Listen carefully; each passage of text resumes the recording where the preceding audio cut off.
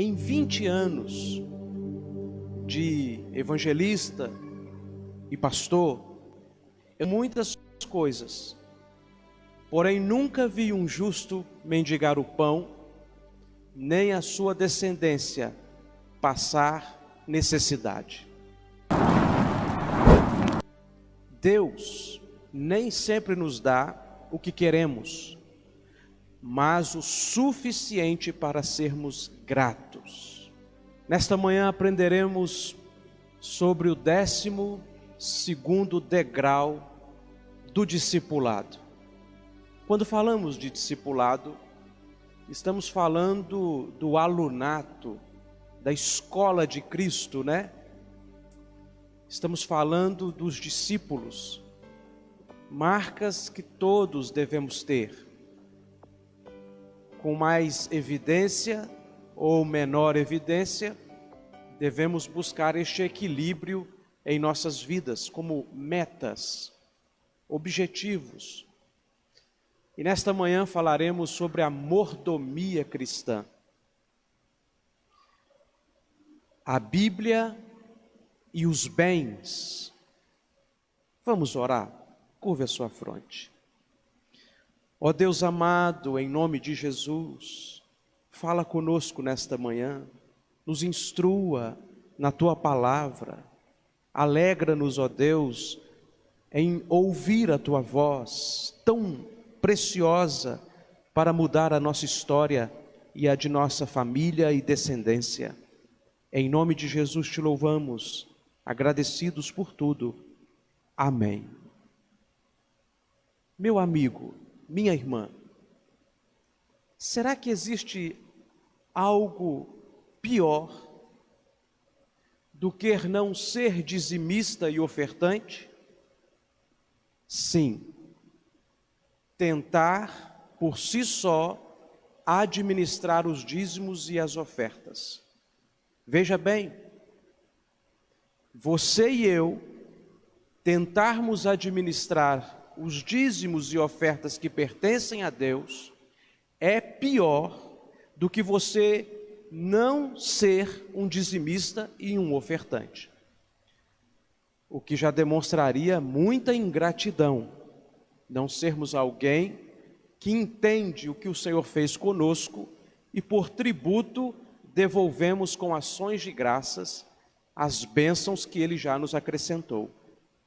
Porém, eu reitero que pior do que não ser um dizimista e um ofertante é você pegar o dízimo ou uma oferta reservada ao Senhor, administrar por si só. Como?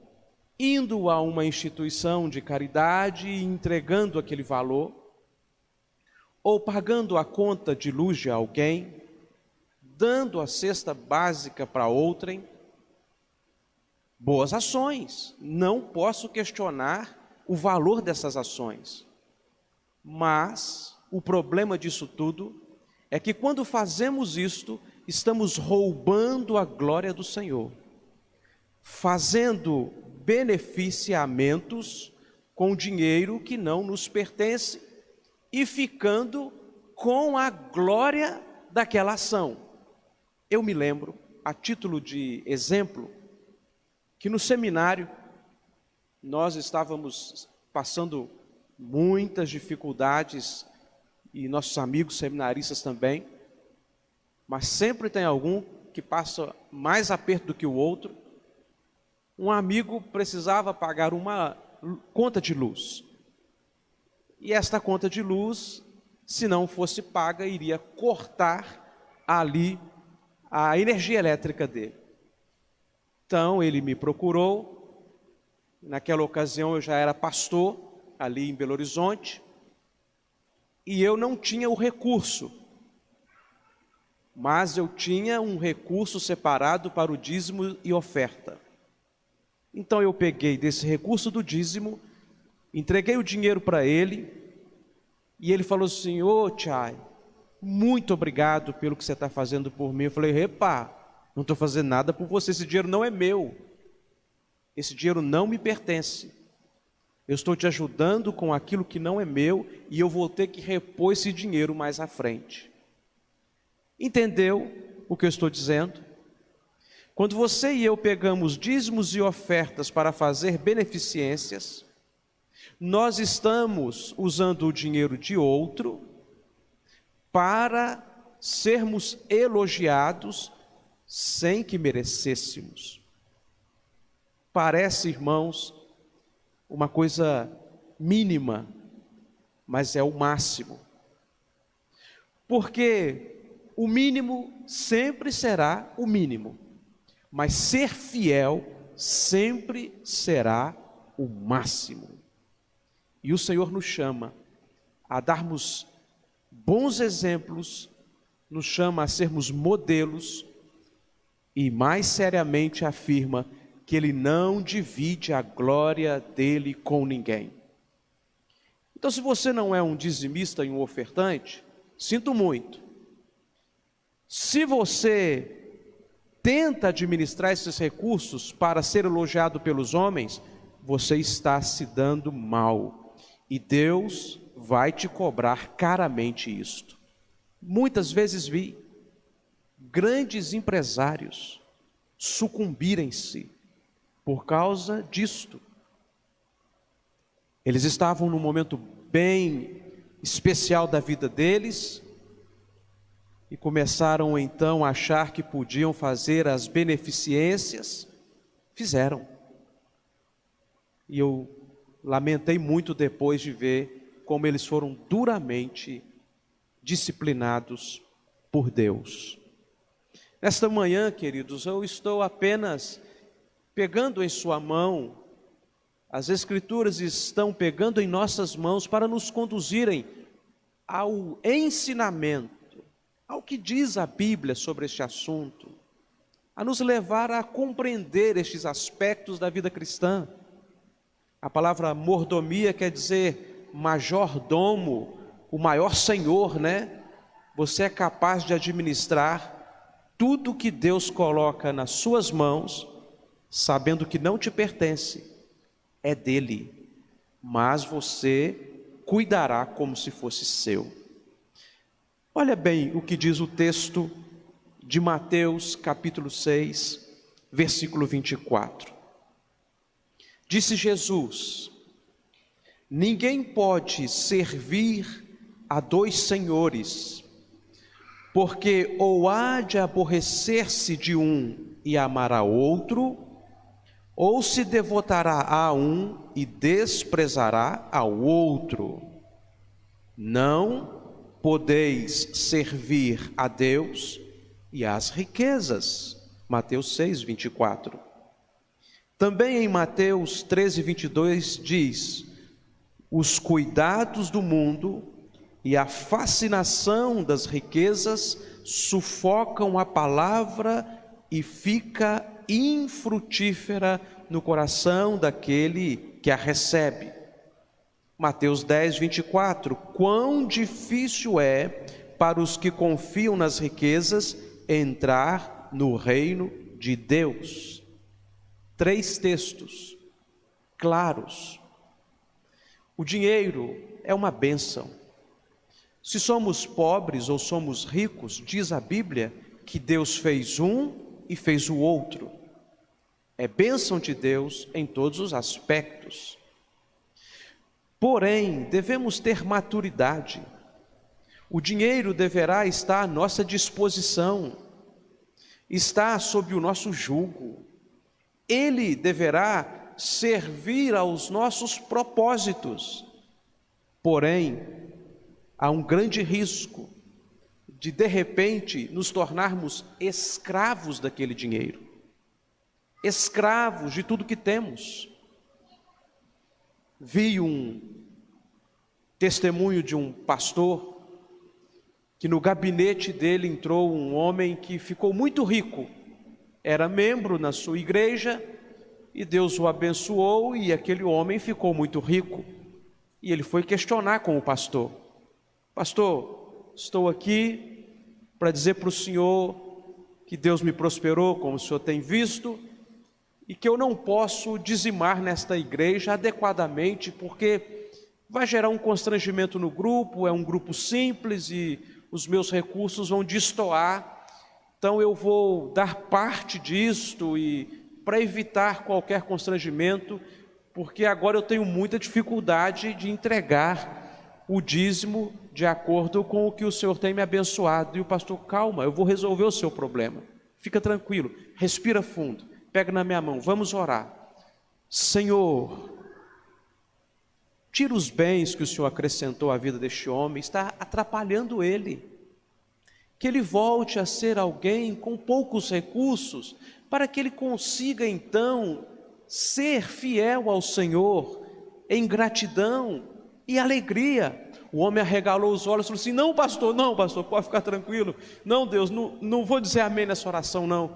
Oh Deus, muda meu coração para que eu possa entender a grandeza deste momento.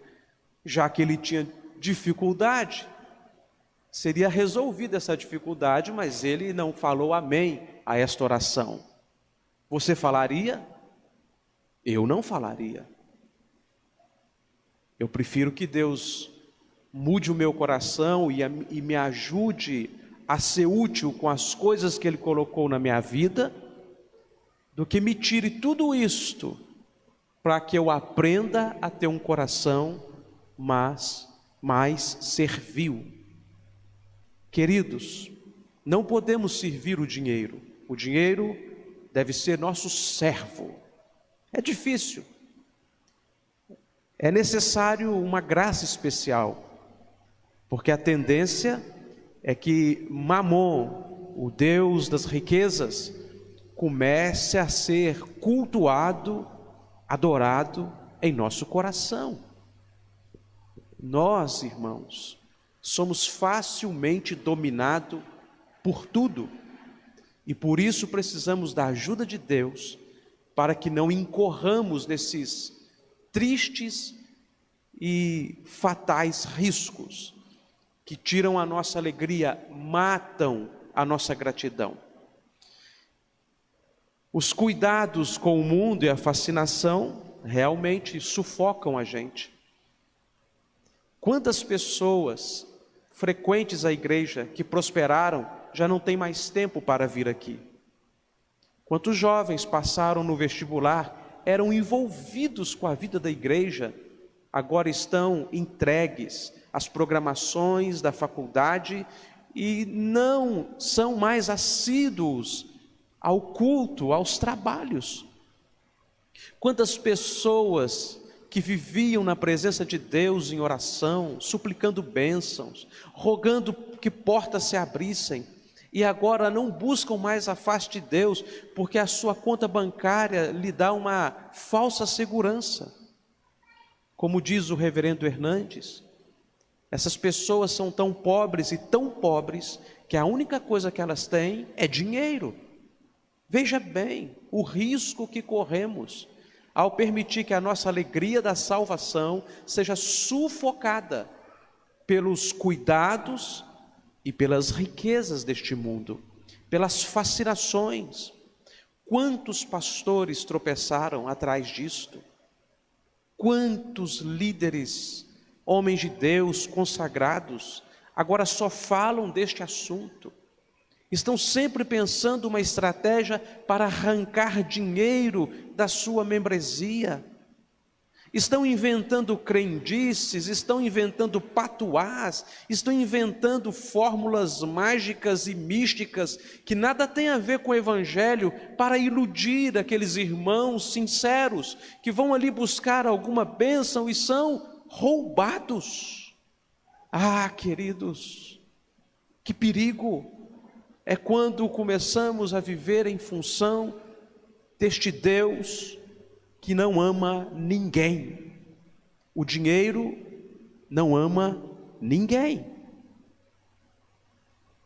Preste atenção, eu sei que é bom ter dinheiro, eu não tenho muito, mas deve ser cada vez melhor ter muito e muito mais, porque te abre portas, você é tratado na sociedade de uma maneira diferenciada, você pode cuidar melhor da sua família, dos seus amigos, Mas, irmãos, não é melhor do que ter Cristo. Não é melhor do que servir a Cristo com alegria. Não é melhor do que ser achado fiel.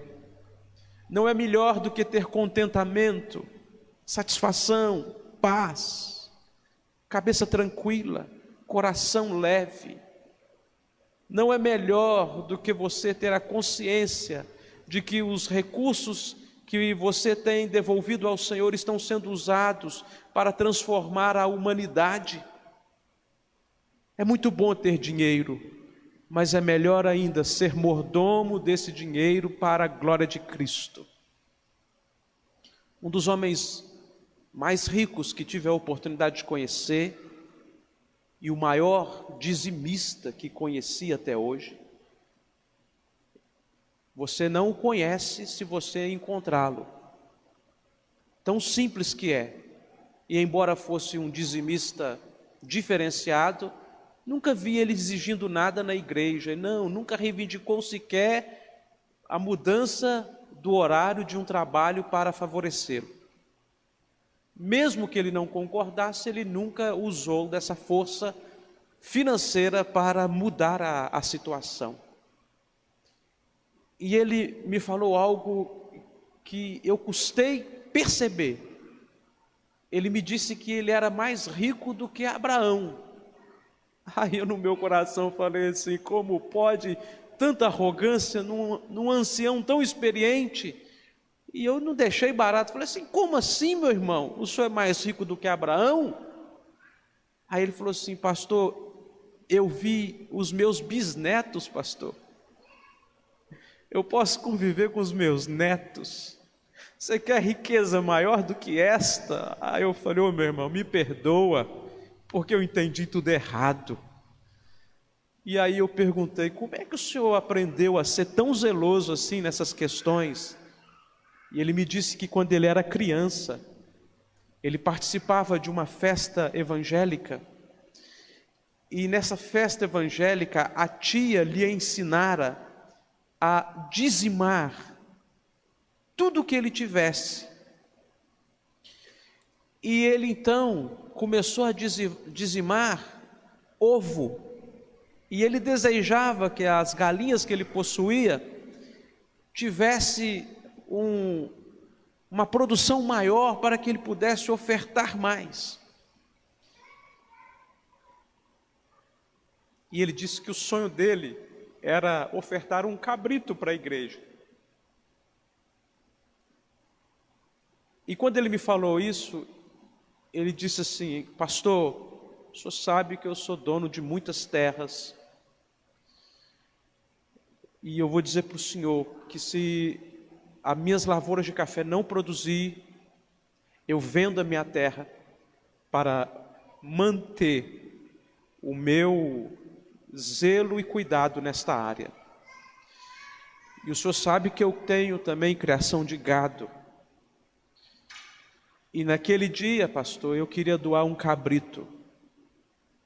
Hoje eu posso doar e dedicar ao Senhor em dízimos e ofertas dezenas e dezenas de bois por ano.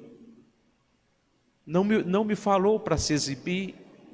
Estávamos dentro de um fusquinha, indo para uma roça, fazer um trabalho evangelístico numa escolinha, e só tinham 5 irmãozinhos ali naquele dia para ouvir a palavra de Deus, e aquele homem ia comigo, me levando, como se estivesse se dirigindo a uma catedral, no lugar mais exuberante da face da terra. E eu fui vendo que, embora os anos de seminário me entregassem muita educação, há de muita sabedoria ainda a aprender com os anciãos e homens que entenderam que o melhor investimento que podemos fazer nesta vida é no reino de Deus. Vi também em contraposição, numa igreja em Belo Horizonte, o testemunho de um pastor muito eloquente naquela cidade, de uma mulher muito pobre que vinha à igreja. pobre financeiramente, é claro, muito rica de espírito. E o pastor notou que ela ia com todo cuidado ao gasofilácio e colocava algumas moedas e poucas notas, e o pastor resolveu chamá-la no gabinete. Falou assim: minha irmã, a senhora está desobrigada de trazer aqui os dízimos e ofertas da senhora, porque vai fazer falta para a senhora. A gente conhece a história da senhora e precisamos às vezes até ajudá-la aqui na igreja. A senhora fique em paz, eu como pastor, eu quero dizer amorosamente que a senhora não precisa fazer esse sacrifício. E ela falou assim: pastor, o senhor sabe que eu te amo muito, mas o senhor não tem autoridade sobre isto. Esse compromisso meu não é com o senhor, este é um compromisso que eu tenho com Deus, pastor. E o pastor falou assim: não, me perdoa, minha irmã, me perdoa, minha irmã. E nos contou essa história dizendo a grande lição que ele tivera com aquela mulher simples. Seu compromisso não é com o pastor, não é com a estrutura. Estamos até reformando a nossa igreja. O nosso compromisso não é com as coisas que vemos. O nosso compromisso é com as coisas que não vemos. É com o mundo espiritual. Deus nunca te pedirá algo que Ele já não tenha te dado.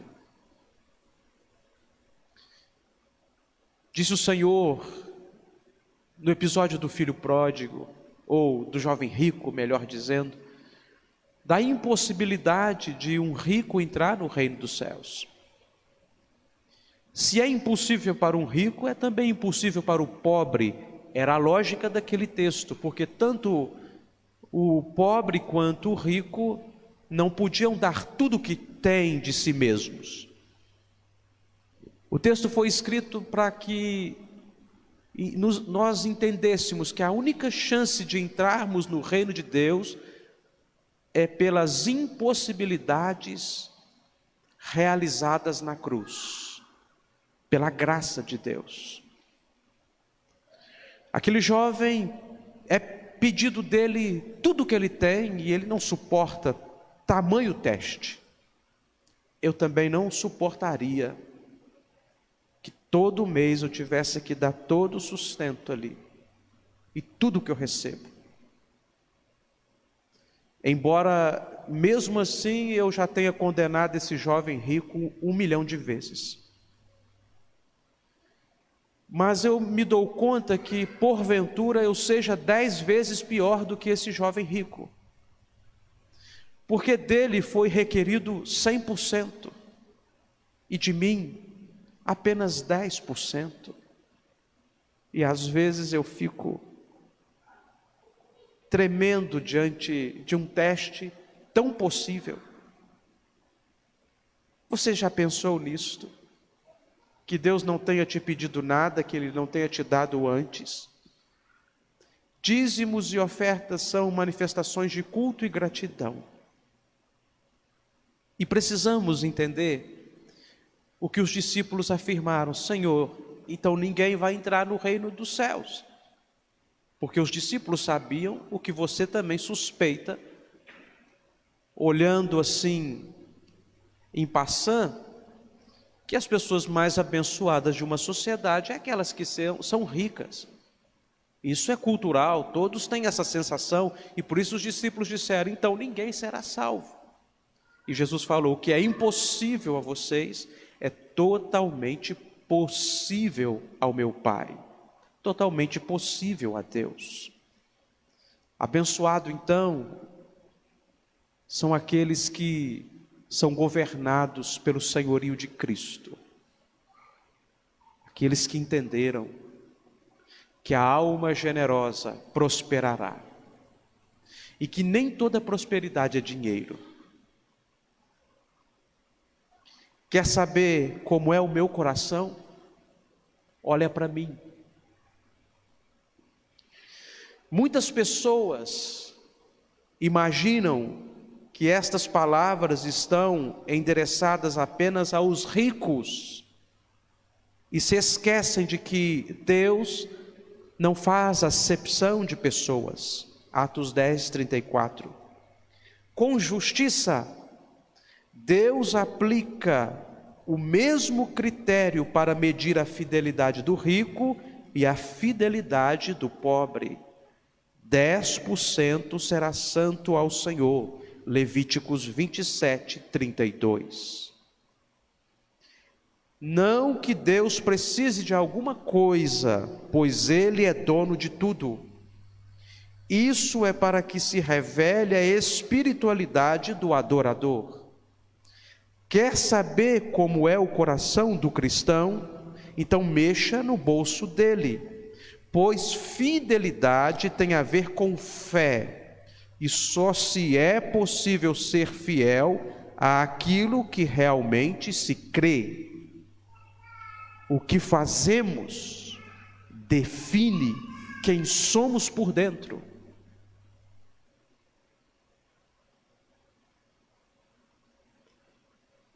Somos tão exóticos na vida cristã, né, irmãos? Do ponto de vista que diferenciamos do como o mundo se comporta. E nós somos tão cuidadosos com a nossa aparência dentro da comunidade, dentro da igreja. Mas ninguém pode julgar o foro íntimo de cada um aqui, só o Espírito Santo. E o Espírito Santo não nos olha conforme a aparência, mas ele sonda o nosso coração e a nossa fé, e só aceita o culto proveniente de fé, porque sem fé é impossível agradar a Deus. Fé exclusiva em Jesus Cristo, o único Salvador, o único mediador entre nós e Deus. Então eu posso fazer muitas coisas, porém há um momento em minha vida cristã que de fato revela se eu acredito mesmo nisso que estou fazendo. É quando me comprometo com os meus dons, com as minhas posses, com os meus recursos. Você já deve ter visto alguma situação de um sujeito empolgado com alguma coisa, vamos fazer isso, vamos fazer aquilo, vai ser desse jeito, vai ser daquela forma, então tá, então vamos agora ratear aqui o custo dessa obra. Sinal que ele não acreditava definitivamente naquilo. Você não pode ser fiel a alguma coisa que você não acredita definitivamente do ponto de vista do cristianismo. Você não tem como ser fiel a Deus se você não acredita que Ele pode te abençoar. Ou você sabe que totalmente fiel em todos os aspectos nunca seremos neste mundo.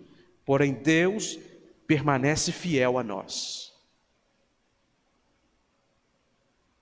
Se dependesse de nós, esse sol nasceria, este ar aqui que respiramos puro, se dependesse de você por um segundo, será que já não estaríamos mortos por intoxicação do ar? Será que se dependesse de mim por um milésimo de segundo, será que eu já não tinha caído duro aqui, morto? Depende tudo de Deus. Você não é dono de nada, meu irmão. Eu sei que é muito difícil termos esta consciência. Isso eu aprendi com a minha mãe quando era criança. Isso é educação, sabedoria, percepção. Você é apenas um administrador das coisas que você tem. Você já viu um carro forte seguindo um cortejo fúnebre? Não. Administremos os nossos recursos pensando numa forma de prosperar. Assim fazem os protestantes. Por isso que eles dizem que o protestantismo é o pai do capitalismo, porque os protestantes querem prosperar. Mas enquanto o capitalismo quer prosperar para ter mais riquezas, o protestante pensa: eu tenho que prosperar para que o reino de Deus alcance lugares ainda mais longe. Esses dias, encontrei com um amigo que acabara de chegar da China, 15 dias lá aprendendo a arte do capitalismo moderno chinês. E eu encontrei com ele e falei assim: rapaz, depois que você voltou da China, você começou a prosperar, rapaz. Ele falou assim: engano seu, pastor. Se você esqueceu, eu falei: de quê? Há alguns anos o senhor entrou na minha loja e eu falei para o senhor que o meu sonho era prosperar, para que eu pudesse sustentar um missionário. E o senhor me disse: você não precisa prosperar para sustentar um missionário. Você pode ajudar com o que você tem, com o que Deus colocou na sua mão. É desse recurso que você pode tirar para abençoar alguém. E Deus se encarregará de te prosperar depois disso, se for desejo dele. E ele me disse: pastor, hoje eu consigo sustentar um missionário sozinho. Eu comecei lá atrás, ouvindo esse conselho, e eu nem lembrava que eu tinha falado isso para ele, irmãos. Mas o Espírito Santo se encarregou de fazer aquela semente germinar e frutificar. E o sonho deste homem é sustentar muitos missionários. É por isso que você deve querer prosperar, para o bem da sua família, para o seu conforto, para a sua segurança, sim, mas primeiramente, Senhor, para que eu possa ser útil no teu reino. Eu sei que há muitos pastores embusteiros, muitos pastores que se aproximam de você para tirar vantagens, muitas pessoas que te tratam bem, às vezes, só pensando em segundas intenções, mas esse não é o caso de Jesus Cristo. E Ele é o seu supremo pastor. É a Ele que devemos prestar contas e sermos sábios para dedicarmos ao Senhor os nossos dízimos e ofertas, e não fazermos estas coisas para agradarmos aqueles que tentam nos bajular.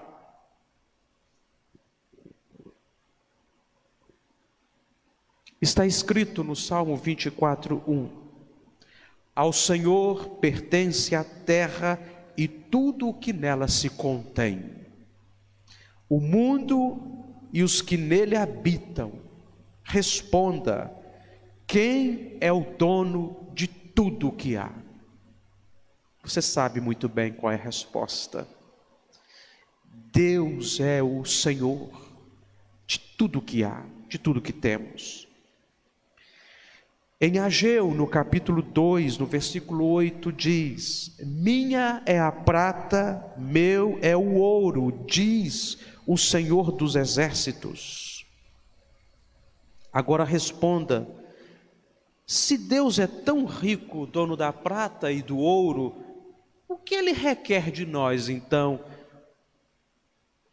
requerendo nossos dízimos e ofertas? Nosso dinheiro? Nossos bens?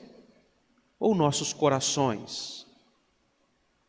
Quando Deus te chama a este exercício de fé, na verdade Ele está querendo provar os nossos corações. Você pode ser agradável a mim e ser alguém muito elogiável na igreja. As pessoas podem falar tantas coisas boas a respeito de você, e na sociedade você pode ser até alguém muito assim, querido, quer você tenha dinheiro ou não, mas alguém muito estimado no seu grupo social. Mas no crivo, no vestibular do Calvário, diante dos olhos daquele que tudo vê, como está o seu coração? O Senhor não está pedindo a sua casa, não está pedindo o seu carro, não está pedindo a sua saúde, não está pedindo a sua empresa ou sua aposentadoria. Ele não está te pedindo 100%, porque Ele espera que o seu coração seja 100% dele. Ele não morreu por causa dos seus bens e patrimônios, mas Ele morreu para que você se tornasse dele, patrimônio dele.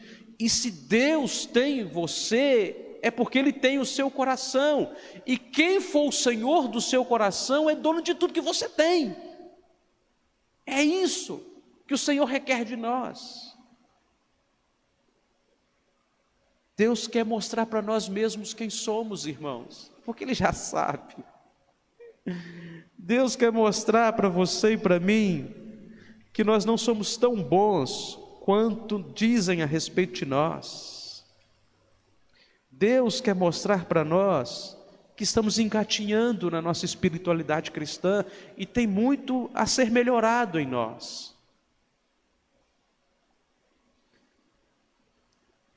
Eu tive a oportunidade de atender uma família rural. E este assunto que eu estou tratando com vocês, talvez seja a primeira e a última que vocês me verão tratar. Raramente eu toco nestes pontos. Mas não sei por que ali, aquele irmão resolveu me falar da situação financeira dele. E ele resolveu me falar que naquele ano ele se tornara um dizimista e ofertante. Eu não perguntei para ele, eu não entrei naquele assunto, mas ele queria falar com alguém sobre isso. E eu fiquei ouvindo. E ele falou que conseguira. E naquele ano, porque lá no interior, nas roças, as pessoas que trabalham com lavoura pagam a farmácia uma vez por ano, quando chega a venda do café. E ele me contando que quando ele chegou na farmácia para pagar a conta, o farmacêutico trouxe um preço que era quase nada. E ele falou: senhor, mas eu não estou devendo nada aqui. Ele falou: não, esse ano você quase não veio aqui comprar. E ele falou assim: pastor, quando eu comecei a dedicar mais as minhas coisas ao Senhor, o Senhor cuidou delas melhor do que eu. Nem os meus filhos sofreram tanto enfermidade quanto antes. Falei: mas Deus não estava botando enfermidade nos seus filhos por causa dessa questão. Não, eu sei, pastor, mas eu percebo que a minha vida espiritual melhorando, melhorou tudo em volta de mim. Aquele irmão tão jovem, eu tive a dor de fazer o velório dele. Da esposa e do filhinho que foram soterrados por uma avalanche. E eu fiquei vendo aquilo. Senhor, o Senhor cuidou tão bem das coisas dele que nem enfermidade bateu a porta dele. A partir do momento que ele se tornou alguém mais zeloso quanto às questões espirituais, e agora uma avalanche leva eles definitivamente. E Deus me falou: morrer é muito difícil para quem não entende o que é a vida eterna perfeitamente. E talvez você não compreenda ainda, mas eu te digo que esse homem nunca foi tão rico como ele é agora. Numa morte em paz comigo, desfrutando das minhas delícias eternas. Claro que ele não me falou com essas palavras, mas me falou com esse sentimento que tento passar para você. Para dizer que não é porque somos dizimistas e ofertantes e tudo nos vai bem, que nós não estamos sujeitos às lutas deste mundo e às catástrofes. Mas se tem uma coisa que faz toda a diferença na hora em que chegar o nosso momento, é se temos paz com Deus. Na hora que Deus bater em nossa porta e chegar a hora de nossa ida ao encontro com Ele, estarmos em paz. Porque tudo que veio às minhas mãos, eu fiz conforme as minhas forças. Meu irmão e minha irmã, Eu não estou apelando à sua emoção e ao seu coração com essas histórias todas, mas para falar de números, dízimos e ofertas, eu preciso estar sempre calçando desses exemplos para que você perceba que a vida real está impregnada disto. Recursos, bênçãos e fidelidades. Está escrito em Deuteronômios 8, 17 a 18. Não digas, portanto, no teu coração: a minha força e o poder do meu braço me adquiriram estas coisas, estas riquezas que tenho hoje. Antes te lembrarás do Senhor teu Deus, porque é Ele o que te dá força para adquirires riquezas.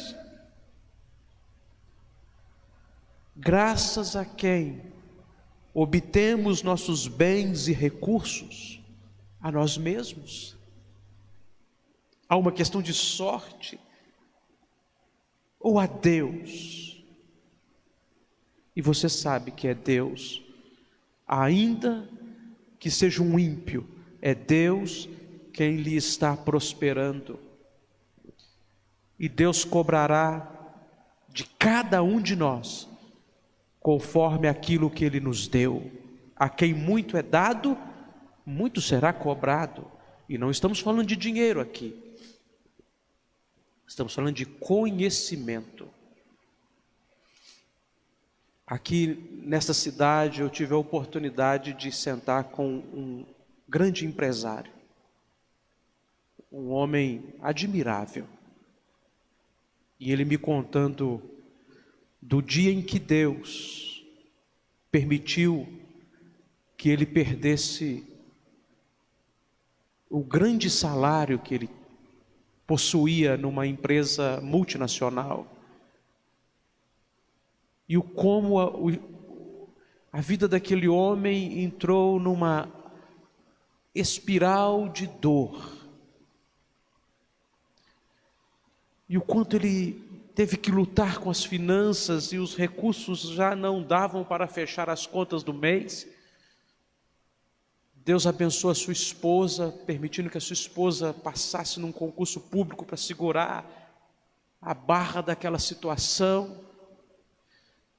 E ele me contando que o carro que tinha ficava na garagem, e ele trazia os filhos numa bicicleta para a igreja.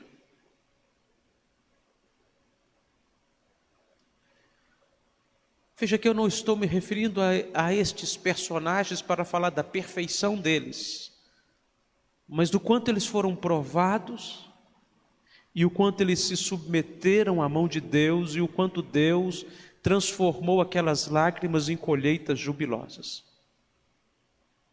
Este homem hoje é um empresário bem-sucedido, que se ele quisesse, ele poderia vir para a igreja todos os dias do ano, com uma moto diferente.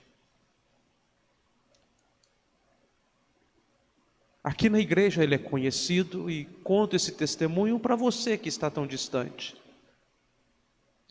do quanto Deus pegou este homem que não desistiu de ser crente, não desistiu de buscar a face do Senhor, não desistiu de confiar. Este homem que entregou o coração dele aos pés de Cristo, e a igreja era um lugar que ele tinha como prioridade na vida dele. O quanto Deus usou esta provação para que este homem hoje se tornasse um grande empresário, com uma sabedoria diferenciada e com um coração humilde. Mais difícil do que ser rico é ser rico e humilde. Pior do que ser pobre é ser um pobre arrogante. A humildade precede a honra. E Deus exalta os humildes. Meu amigo, minha irmã, cada um de nós precisa fazer esta consciência de que o que temos não foi pelas nossas forças, pela nossa astúcia, pela nossa sabedoria, pela força de nossos braços. Deus é quem quis te abençoar. Há muitos de nós aqui igualmente fiéis em nossos dízimos e ofertas, e não estamos fazendo nenhum favor para Deus, estamos apenas sendo gratos, e Deus não vai nos dar o que dá para alguns, Deus não vai nos prosperar todos da mesma forma, nem nos provar igualmente. Mas esta não é a questão. A questão é se o culto ao Senhor, na riqueza ou na pobreza, continuará sendo prioridade em nossas vidas. Se nós temos consciência de quem nos sustenta. Tive a oportunidade de conhecer outro fazendeiro, este não crente, mais rico do que o primeiro, e diz ele que tinha inveja do outro fazendeiro. E este fazendeiro perguntou: por que você tem inveja de mim? Você é mais rico do que eu? Porque os seus filhos te pedem bênção, eles se importam com você, os seus filhos estão juntos de você. Bença pai, bença mãe, os meus filhos não estão nem aí para mim. No clímax da riqueza desses homens, eles conseguiram entender que talvez você não tenha o dinheiro que eles possuam, e possivelmente você pode ser ainda mais rico do que eles. O bom é quando Deus nos dá dinheiro, e antes de nos dar dinheiro, Ele nos dá humildade e sabedoria. E esses homens se tornam uma bênção para a sua comunidade, para a sua igreja. Aquela igreja se torna pujante, se torna forte. Aquela igreja pode ter uma visão missionária, uma visão social. Aquela igreja pode ser um instrumento que vai frutificar para a eternidade. Está escrito em Levíticos 27, 30, 32. Também todas as coisas as dízimas da terra, tanto dos cereais do campo como dos frutos das árvores, são do Senhor. Santas são ao Senhor, no tocante às dízimas do gado e do rebanho, de tudo o que passar debaixo do bordão do pastoreio, o dízimo será santo ao Senhor. Agora responda, por gratidão, fé e fidelidade, o que devemos devolver a Deus. As sobras, não devemos nada, ou o dízimo. Deus não precisa de sobras. Tem momentos que Deus quer provar alguém, sabe o que Ele faz? Ele prospera aquela pessoa. E uma dura provação de prosperidade para que essa pessoa passe a servir o dinheiro e tenha toda a sua família destruída.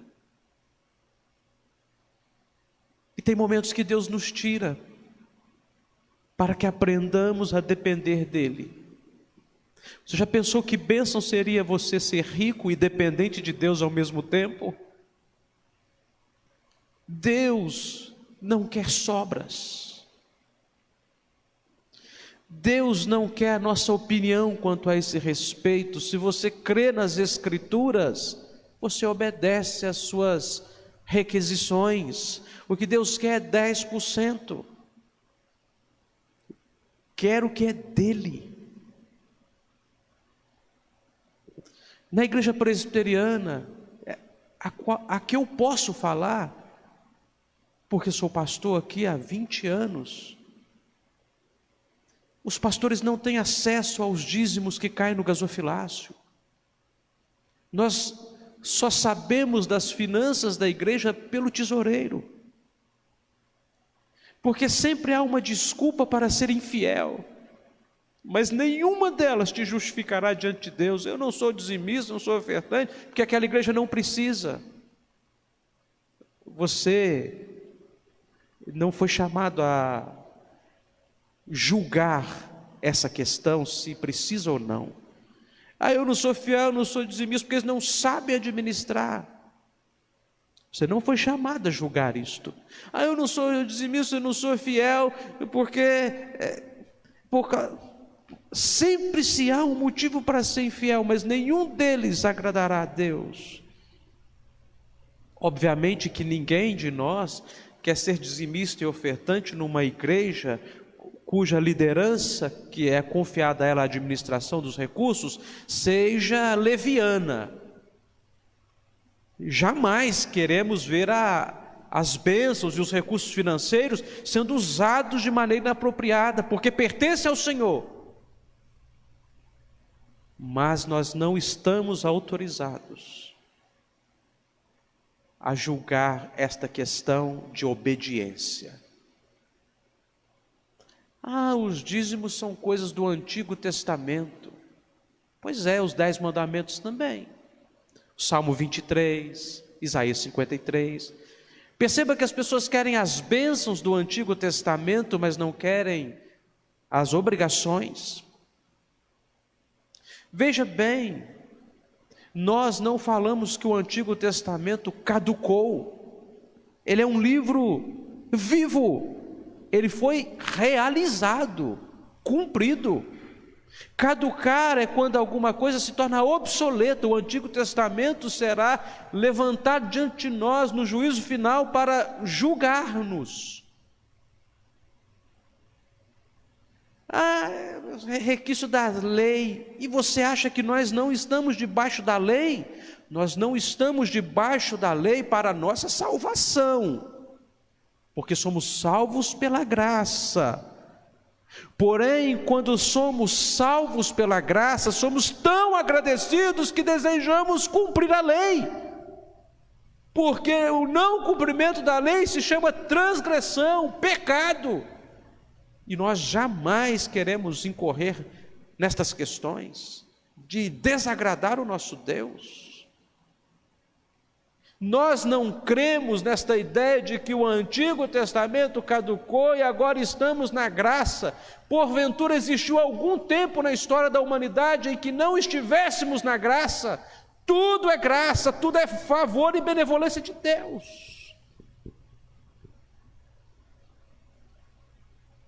Sempre houve graça. Graça administrada na antiga aliança, o Antigo Testamento, e graça manifestada no tempo do Evangelho, a nova aliança. Lei no Antigo Testamento e lei no Novo Testamento, porque os preceitos morais permanecem. E qual o preceito moral dos 10 mandamentos poderíamos usar para ser dizimista? Todos os 10 mandamentos nos chamam a ser dizimistas e ofertantes. Não terás outros deuses diante de ti. Não farás para ti imagem de escultura. Não tomarás o nome do Senhor teu Deus em vão. Ou seja, viver uma coisa que não condiga com o que você realmente é. Usar as coisas do Senhor inapropriadamente. Santifica um dia ao Senhor, o culto. Honra o teu pai e a tua mãe. Se você cuida dos seus pais, muito mais você tem que honrar o seu Pai Celestial. Não roubarás. Não adulterarás. Não matarás. Não darás falso testemunho e nem cobiçarás. Coloque cifras ao lado de cada mandamento, um S cifrão, e faça a ligação e se pergunte: qual desses mandamentos me chama a ser dedicado a Deus também em meus recursos financeiros? Meu amigo, precisamos de paz no coração. Está escrito em Gênesis 28, 20 a 22. Fez também Jacó um voto a Deus, dizendo, estamos encerrando aqui: se Deus for comigo e me guardar nesta jornada que empreendo, e me der pão para comer e roupa para que me vista, de maneira que eu volte em paz para a casa do meu pai. Então o Senhor será o meu Deus, e a pedra que erigi por coluna será a casa de Deus, e tudo quanto me concederes, certamente eu te darei o dízimo, pois para o verdadeiro adorador, o que representa devolver dízimo a Deus? Culto de gratidão a Deus. Todas as religiões requerem de seus adoradores contribuições financeiras. Porém, somente o cristianismo, e no cristianismo Deus primeiro te dá para que você possa devolver. Das tuas mãos te damos, ó Deus. No Salmo 51, versículo 7, disse Davi: sacrifícios agradáveis a Deus são o espírito quebrantado, coração compungido e contrito, não o desprezarás, ó Deus. Ou seja, o que Deus realmente requer de nós não são nossas coisas, e sim nossos corações, certos de que se Deus tiver nossos corações, terá também nossas coisas, pois aquele que dominar nossos corações, dominará tudo o que somos e temos. Conclusão: como Pai amoroso, Deus nos ensina a não nos apegar às coisas deste mundo, para que não sejamos dominados por elas. Ele só quer nos proteger, porque o amor do dinheiro é a raiz de todos os males, e alguns nessa cobiça se desviaram da fé e a si mesmos se atormentaram com muitas dores. O dízimo e a oferta é pedagógico, é uma forma de Deus te ensinar aos poucos a se desapegar daqui. Que Deus nos ajude, porque não é fácil ser um dizimista e ofertante. Que Deus nos livre, irmãos, de ficarmos tentando achar saídas para estes textos. Que Deus nos impeça de fazer caridade com os dízimos e ofertas do Senhor. Os 90% que ficam conosco também são para a glória de Deus. Façamos com esses 90%, mas com estes valores não roubemos a glória do Senhor, meu irmão, porque Deus não terá por inocente quem faz isto. E eu quero concluir dizendo a você que há um mistério no dízimo e na oferta. Faça essa prova com Deus e verás. Há um mistério. Tem 20 anos que eu sou pastor, eu nunca vi um justo mendigar o pão. Deus talvez não nos dê o que queremos, mas nos dá sempre o suficiente para sermos gratos. E o dízimo é um filho alegre da gratidão.